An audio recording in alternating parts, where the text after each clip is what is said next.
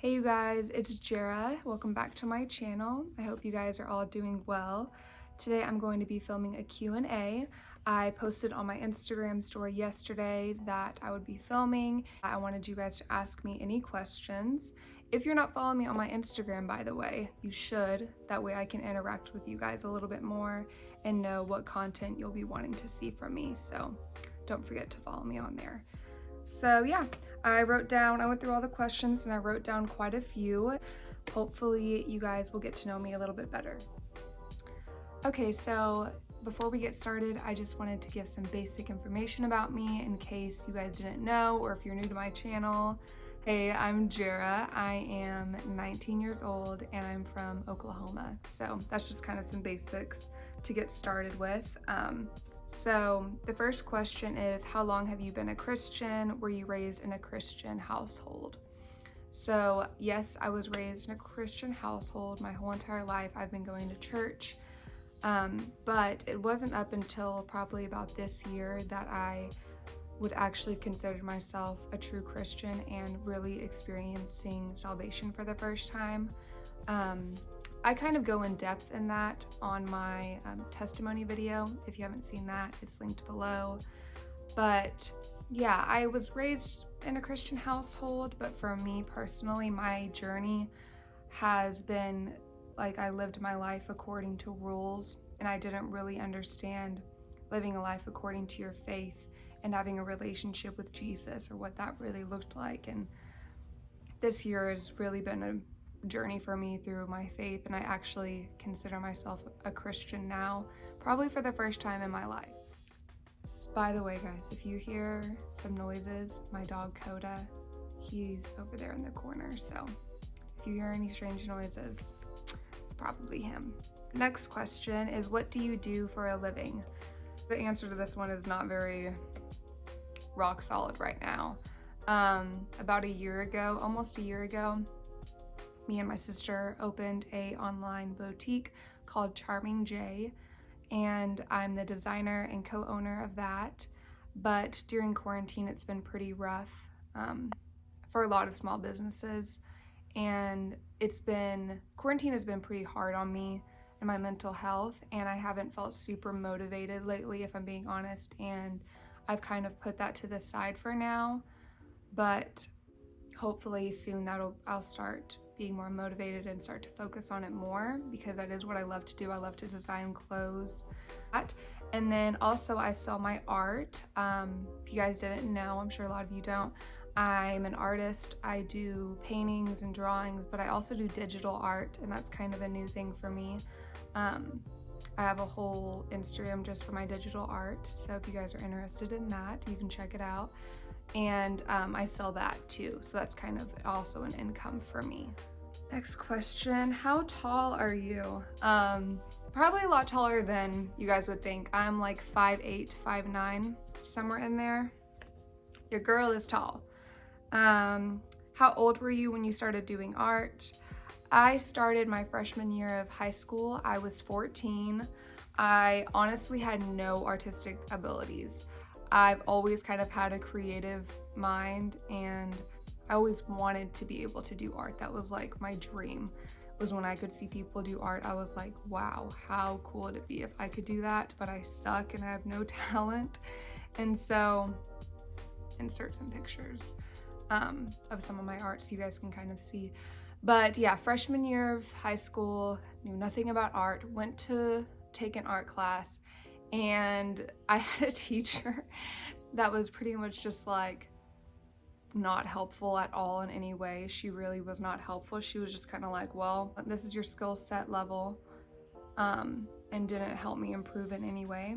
And so all that summer after my freshman year, I really worked hard to try to teach myself how to do art. And during that time, I was really into pencil drawings. That's all I really did was sketch. And ever since then, my love for art has grown tremendously. And also my sophomore year, we had a new art teacher come in who I absolutely adore. She is one of my biggest supporters. She still supports me to this day. Even after I graduated, she buys from my clothing company. We talk on the regular, and she really supported me and motivated me and helped me grow through my art so much through these years. And so I really owe her a lot of credit. But yeah, I've been doing art for like 5 years now, in short. How long have you been single, and how to be content in your singleness? So I've been single for 2 years now, and how to be content in your singleness. This is something I am still working on, honestly. It's hard sometimes, not gonna lie. It is hard trusting God's will and not trying to make things happen for yourself. That's something that I've struggled with. I try to make things happen on my own timing and on my own will. Doesn't work out. I don't recommend it. Learn from my mistakes. But I think singleness is actually a beautiful season and a gift from God, and how it is truly a season to focus on you before you are to be with somebody else. So if you have all these struggles and heartache and all these different things that you haven't addressed in yourself, and then you're gonna go ahead and get with somebody else, that your heartache and your pain and your struggles are just gonna be brought into that relationship. Same if it's the other person. If you're ready but they're not, same thing's gonna happen. So singleness is actually a blessing, to where you are just in a relationship with God and yourself. It's time to focus on you, your growth, what you can do better. I highly recommend watching Pastor Mike's series on relationship goals. There's multiple episodes about your singleness and what you should be focusing on before the person. And then a question that follows up with that is, what does a godly man look like to you? Something that I recommend is actually making a list of qualities that you really want in your future husband or future wife. That's what I did. I did that a couple years ago, and then I made a list this year just to kind of see a comparison. And I think that's really helpful, because whenever you start talking or dating to someone, you can kind of see if they line up with any of your qualities you really want, or if they are none of them. So I think that's really good. Some of those things are, I'm getting off getting off topic, guys. What does a godly man look like to you? So someone who is completely committed to their relationship with Jesus, someone who is constantly striving to be better, who is kind, who is humble, who is confident in who they are. I think that's just a few. Let me think. Literally have a whole list of things, but mainly those things are really important. What kind of path do you feel like God is guiding you through right now? Well, I think this year has been a huge journey of self-discovery for me. Honestly, I feel like each and every day God is showing me a little bit more of who I truly am through Him. And yeah, I think that's just why I'm trying really hard to enjoy my singleness, is because I know that God is using this time to truly mold me into who I'm supposed to be, and I just have to have an open heart and an open mind to follow His will for me and to let Him guide my path. What has the response been from your testimony and your article? So if you guys don't know, I did come out with an article with a page called Pursue Purity. After I posted my testimony, they reached out to me and said they watched my testimony and that they wanted to share it on their page, and I said of course. And then they asked if I would be interested in doing an article with them. So for a few weeks, I think almost a month, it took us to write out this super in-depth article all about sexual sin, tons of different topics, and it's very, very long, like 19 pages, but It's very in-depth and it's very heartfelt, and if you guys want to look at that, I'll have it linked below. They posted it on Twitter, so you can see the thread there. But what has the response been? The response has been amazing, honestly. I'm sounding a little... Please hold. Sorry, I was sounding a little crusty, but what has the response been?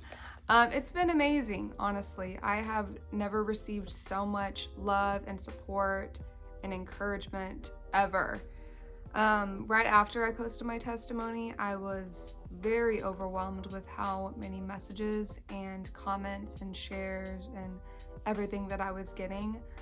I'm so grateful for all the people who messaged me saying, this is my story, this is what I've gone through, I've been through the same things you've been through, I thought I was the only one. Truly just like touched my heart, and even had people say, I know that God used you to talk to me because I've never told anybody about this, and you truly spoke to me because I went through the same thing. And so that has just been such a blessing for me, because I still am getting messages now, and it's been like a couple months, I think, since I posted it, and I'm still getting messages, and I've met people and I've made friendships with people through my testimony video. And I think that just goes to show you that God will use you. God will use anybody who is willing. God will use your story and take what the enemy meant for evil, and he will turn it for good. What are your thoughts on the mental health stigma in church and normalizing therapy? So, I have never heard a sermon preached on mental health, ever. And I think that is a huge problem, because I feel like most teens have gone through mental health struggles, whether that is depression, anxiety, whatever it may be. Most teenagers, even kids, even, going into young adults, elders, whatever, everyone struggles. And being depressed is not something that you should be ashamed of and something that you should be guilt-tripped for. I've actually had somebody tell me, well, I know you're upset and I know this is hard, or I know you're grieving right now, but just don't get depressed, okay? Like, don't get depressed over this. And that should not be our focus. Getting depressed or going through a hard time is not something that is on you. That is not your fault that you are going through a hard time, or that you're grieving, or you're having anxiety. Let's stop blaming the victim. Let's stop putting this blame and this shame on these people who are just struggling and who just need help, and we're not getting help because no one is talking about it. And I've also been looked down on for going to therapy, because I started going to therapy when I was 14, because my childhood best friend passed away, and then my grandpa passed away in the same time span there. And I was going through a very hard time. I was suicidal. All of this is in my testimony, by the way. But I started going to therapy then, and I have been going ever since. And I've had many people be hateful to me about it. Many people have been like, oh, you go to therapy, you have problems. You go to therapy? Yes, I go to therapy because I want to grow. I need help. I want to get better. And I think that is a great thing. We should uplift people for wanting to get better. We should support each other as brothers and sisters in Christ who want to grow. It's not like someone who is going to therapy is just like crazy. No, we're just humans, and I think everyone should go to therapy. I think it is a wonderful thing that helps us grow and to see things from another perspective. Why would we shame people for wanting to get help? And I feel like if we broke the stigma in the church and in general, to normalize therapy, for normalize getting help, and to normalize talking about mental health as a serious thing, then we could seriously save some people's lives. Because if I didn't go to therapy, I probably wouldn't be alive right now. I probably would have taken my own life at some point if I wouldn't have gone to therapy. And many people have told me, well, you can just talk to God. And yes, that is true. You can always talk to God. But at that point, I didn't have a relationship with God. I didn't know how to talk to God. And you can have Jesus and a therapist too. There's nothing wrong with that. What are some hard questions you should ask a boy during the talking phase?